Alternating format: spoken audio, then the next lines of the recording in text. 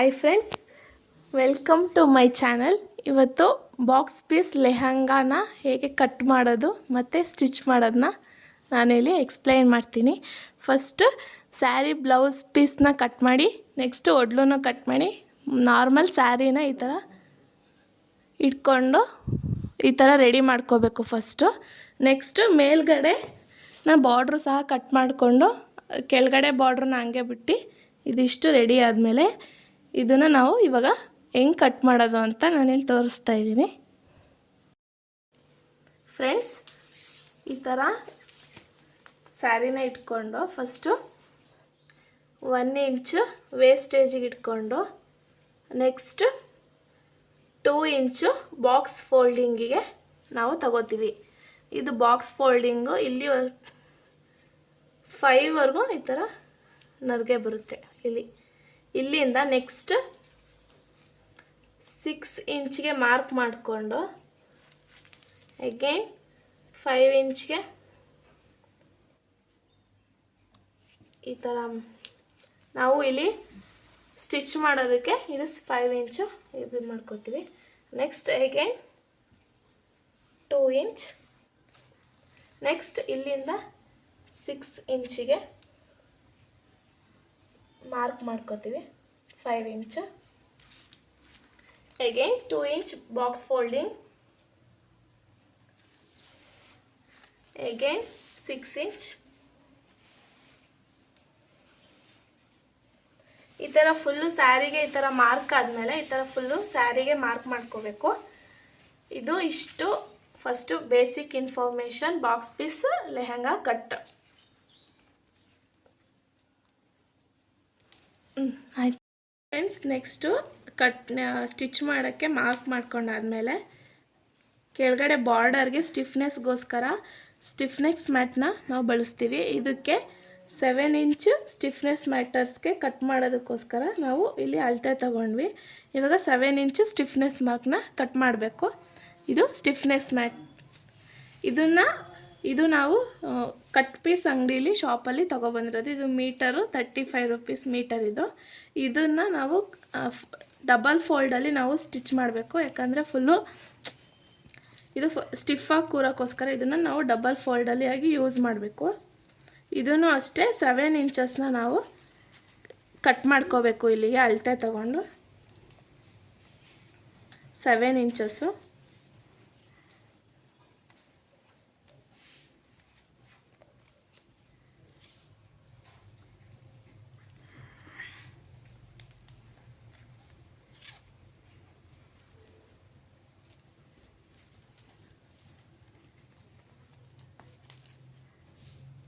ಇದು 7 ಇಂಚಸ್ ಆದಮೇಲೆ ಇಲ್ಲಿ ಹಿಂಗೆ ಸ್ಟ್ರೈಟಾಗಿ ಸ್ಯಾರಿ ಎಷ್ಟು ಉದ್ದ ಇರುತ್ತೆ ಅಷ್ಟು ಉದ್ದ ಸ್ಟ್ರೈಟಾಗಿ ನಾವು ಕಟ್ ಮಾಡ್ಕೊಂಡಾದಮೇಲೆ ಬಾರ್ಡರಿಗೆ ಫಿಕ್ಸ್ ಮಾಡೋದಕ್ಕೆ ರೆಡಿ ಆಗುತ್ತೆ.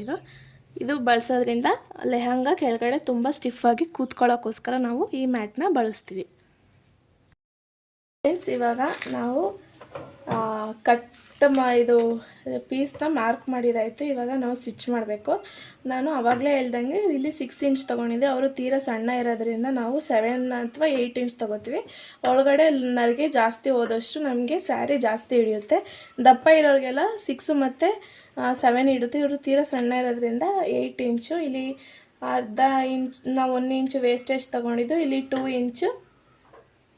ಇಲ್ಲಿಂದ ಇಲ್ಲಿಗೆ ನಾವು 8 ಇಂಚ್ ತೊಗೋತೀವಿ. ಅದನ್ನು ನಾವು ಈ ಥರ ಫೋಲ್ಡ್ ಮಾಡಿ ನಾವು ಈ ಥರ ಸ್ಟಿಚ್ ಮಾಡ್ಕೋಬೇಕು. ಇದು ಒಳಗಡೆ ನರಿಗೆ ಕರೆಕ್ಟಾಗಿ 8 ಇಂಚು ಇಲ್ಲಿಗೆ ಪ್ಲೇಸ್ ಮಾಡಿ ನಾವು ನೋಡಿ, ಇದು ಸ್ಟ್ರೈಟಾಗಿ ಬಂದಿದೆ ಅಲ್ವಾ. ಇಲ್ಲಿಗೆ ನಾವು ಕರೆಕ್ಟಾಗಿ ಇಲ್ಲಿಂದ ನಮಗೆ ಫ್ರೆಂಡ್ಸ್, ಇವಾಗ ನಾವು ಇದು ಪೀಸ್ನ ಮಾರ್ಕ್ ಮಾಡಿದಾಯಿತು. ಇವಾಗ ನಾವು ಸ್ಟಿಚ್ ಮಾಡಬೇಕು. ನಾನು ಆವಾಗಲೇ ಹೇಳ್ದಂಗೆ ಇಲ್ಲಿ 6 ಇಂಚ್ ತೊಗೊಂಡಿದ್ದೆ. ಅವರು ತೀರಾ ಸಣ್ಣ ಇರೋದ್ರಿಂದ ನಾವು 7 ಅಥವಾ 8 ಇಂಚ್ ತೊಗೋತೀವಿ.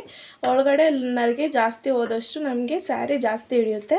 ದಪ್ಪ ಇರೋರಿಗೆಲ್ಲ 6 ಮತ್ತು 7 ಹಿಡಿಯುತ್ತೆ. ಇವರು ತೀರಾ ಸಣ್ಣ ಇರೋದ್ರಿಂದ 8 ಇಂಚು. ಇಲ್ಲಿ ಅರ್ಧ ಇಂಚ್ ನಾವು 1 ಇಂಚು ವೇಸ್ಟೇಜ್ ತೊಗೊಂಡಿದ್ದು. ಇಲ್ಲಿ 2 ಇಂಚು. ಇಲ್ಲಿಂದ ಇಲ್ಲಿಗೆ ನಾವು 8 ಇಂಚ್ ತೊಗೋತೀವಿ. ಅದನ್ನು ನಾವು ಈ ಥರ ಫೋಲ್ಡ್ ಮಾಡಿ ನಾವು ಈ ಥರ ಸ್ಟಿಚ್ ಮಾಡ್ಕೋಬೇಕು. ಇದು ಒಳಗಡೆ ನರಿಗೆ ಕರೆಕ್ಟಾಗಿ 8 ಇಂಚು ಇಲ್ಲಿಗೆ ಪ್ಲೇಸ್ ಮಾಡಿ ನಾವು ನೋಡಿ, ಇದು ಸ್ಟ್ರೈಟಾಗಿ ಬಂದಿದೆ ಅಲ್ವಾ, ಇಲ್ಲಿಗೆ ನಾವು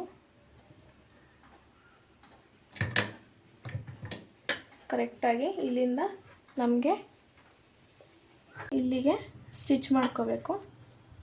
6 ಇಂಚಿಗೆ ನಾವು ಸ್ಟಿಚ್ ಮಾಡ್ಕೋಬೇಕು.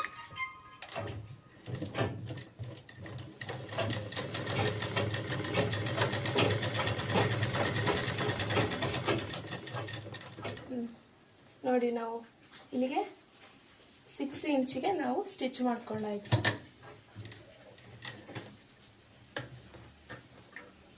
ನಾವು ಕಟ್ ಮಾಡಿ ಈ ಥರ ಫೋಲ್ಡ್ ಆಯಿತು. ಇಲ್ಲಿಂದ ಇಲ್ಲಿಗೆ ಮತ್ತೆ 2 ಇಂಚ್ ಗ್ಯಾಪ್ ಕೊಟ್ಟು ನಾವಿಲ್ಲಿ 2 ಇಂಚ್ ಗ್ಯಾಪ್ ಕೊಟ್ಟಾಯ್ತು ಅಲ್ವಾ, ಆವಾಗ ಇಲ್ಲಿ 6 ಇಂಚ್ ಮಾಡಿಸಿದ್ವಿ. ಮತ್ತೆ ಇಲ್ಲಿಂದ ಇಲ್ಲಿಗೆ ಬಾಕ್ಸ್ ಫೋಲ್ಡ್ ಮಾಡೋದಕ್ಕೆ ಅಲ್ಲಿ 2 ಇಂಚ್ ಅಂದಿದೆ. ಸಣ್ಣ ಇರೋದ್ರಿಂದ ನಾವು ಇನ್ನೂ ಸ್ವಲ್ಪ, ಇದು ಕಡಿಮೆ ಬಂದರೂ ನಡೆಯುತ್ತೆ, ಒಳಗಡೆ ನರಿಗೆ ಜಾಸ್ತಿ ಬಂದರೂ ನಡೆಯುತ್ತೆ. ಇದು ನಾವು 1.25 ಇಂಚನ್ನ ನಾವು ತಗೋತಾ ಇದ್ದೀವಿ. 1.25 1.25 ಇಟ್ಟರು ನಡೆಯುತ್ತೆ. ಇಲ್ಲಿಂದ ಮತ್ತೆ ನಮಗೆ 8 ಇಂಚು ಬೇಕಾಗುತ್ತೆ. ಮತ್ತೆ 8 ಇಂಚಿಗೆ ಆದಮೇಲೆ ಮತ್ತೆ ನಮಗೆ 7 ಇಂಚಿಗೆ ನಾವು ಮಾರ್ಕ್ ಮಾಡ್ಕೋಬೇಕು.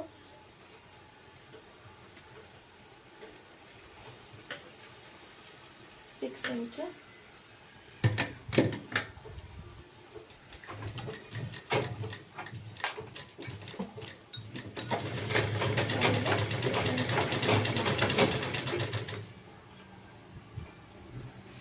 ಇದೇ ಥರ ಇಡೀ ಫುಲ್ಲು ಸ್ಯಾರಿಗೆ ನಾವು ರಿಪೀಟ್ ಮಾಡಬೇಕು.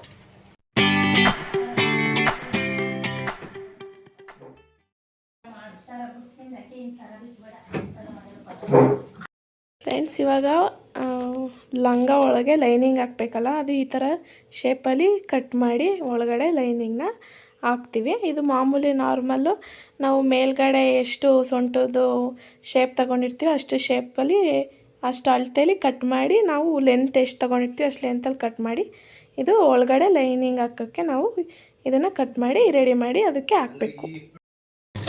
ಇವಾಗ ಲೈನಿಂಗು ಸೊಂಟಕ್ಕೆ, ಲೈನಿಂಗು ಮತ್ತು ಸೊಂಟನ ಇವಾಗ ಪ್ಯಾಚ್ ಮಾಡ್ತಾ ಇರೋದು. ಬೆಲ್ಟ್ ಮೇಲೆ ಲಂಗಕ್ಕೆ ಪಟ್ಟಿ ಕಟ್ಟೋಕ್ಕೆ ನಾವು ಇದನ್ನು ಡಬಲ್ ಫೋಲ್ಡಲ್ಲಿ ಮೇಲೆ ಲಂಗ ಪಟ್ಟಿ ಕಟ್ಟೋಕ್ಕೆ ನಾವು ಹಿಂಗೆ ಕಟ್ ಮಾಡಿಕೊಂಡು ಇವಾಗ ಸ್ಟಿಚ್ ಮಾಡ್ತಾಯಿದ್ದೀವಿ. ಇವಾಗ ನಾವು ಆವಾಗಲೇ ಸ್ಟಿಫ್ನೆಸ್ ಮ್ಯಾಟ್ನ ನಾವು ಕಟ್ ಮಾಡಿಕೊಂಡು ರೆಡಿ ಮಾಡ್ಕೊಂಡಿದ್ವಿ. ಅದೇ ಲೆಂತಲ್ಲಿ ಒಂದೊಂದು ಇಂಚು ಜಾಸ್ತಿ ಇಟ್ಟು ಲೈನಿಂಗ್ನ ಸಹ ಕಟ್ ಮಾಡಿಕೊಂಡು ಫಸ್ಟು ಈ ಥರ ಸ್ಟಿಚ್ನ ಮಾಡಿಕೊಂಡು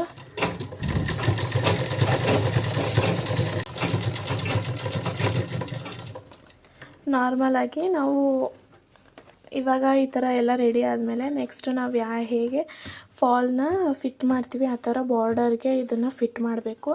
ಈ ಥರ 2 ಸೈಡು ಹೊಲ್ಕೊಂಡ್ರೆ ಡೈರೆಕ್ಟಾಗೂ ಹಾಕ್ಬೋದು. ನಮಗೆ ತುಂಬ ರಿಸ್ಕ್ ಆಗುತ್ತೆ ಅಂದರೆ ಈ ಥರ ಮಾಡಿಕೊಂಡು ಈಸಿಯಾಗಿ ಬಾರ್ಡರಿಂದ ಒಳಗಡೆ ಪ್ಲೇಸ್ ಮಾಡ್ಬೋದು.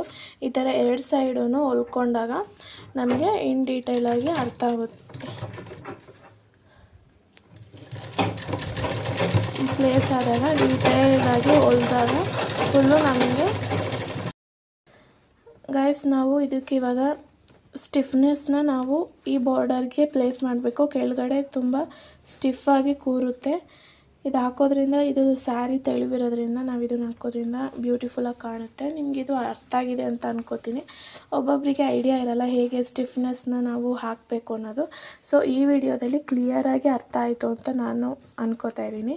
ಇದನ್ನು ಇವಾಗ ಇಲ್ಲಿ ಸ್ಟಿಚ್ ಮಾಡಿ ಅದಾದ ಮತ್ತೆ ಇಲ್ಲಿ ಇದು ಸ್ಟಿಚ್ ಮಾಡಿದ್ರೆ ಇದು ಫಾಲ್ ಥರ ನೀಟಾಗಿ ಎಳೆದ್ಬಿಟ್ಟು ಹಾಕಿದ್ರೆ ಎಲ್ಲೂ ರಿಂಕಲ್ಸ್ ಆಗಲಿ ಎಲ್ಲೂ ಬರೋದಿಲ್ಲ, ನೀಟಾಗಿ ಚೆನ್ನಾಗಿ ಕಾಣುತ್ತೆ. ಈ ಥರ ಇಲ್ಲಿ ಸ್ಮಾಲ್ ಬಿಡೋದು ಬೇಡ ಅಂತ ಅನಿಸಿದ್ರೆ ಈ ಥರನೂ ಮಾಡಿ ಇಲ್ಲಿ ಇದು ಹಿಂಗೆ ಚೆನ್ನಾಗಿ ಕಾಣಿಸುತ್ತೆ ಬಾರ್ಡರು. ನೀವು ಹೊಲ್ದು ಟ್ರೈ ಮಾಡಿ ಒಂದ್ಸಲಿ.